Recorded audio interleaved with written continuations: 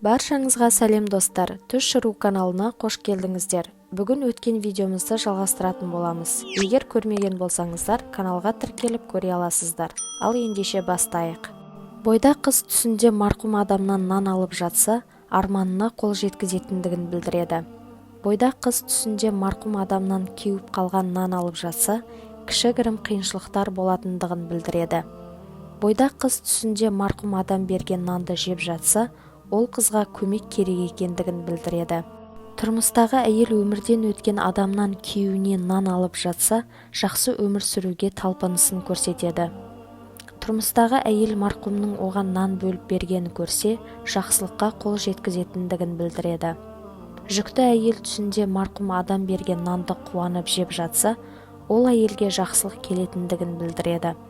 Ал жеп жатқан наны кеуіп қалған болса, көп ақша келетіндігін білдіреді.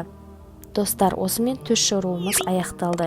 Егер видеомыз ұнаса, лайк басып комментария жазыңыз. Сондай-ақ каналға тіркеліп қоңырауды басуға ұмытпаңыз. Сау болыңыздар.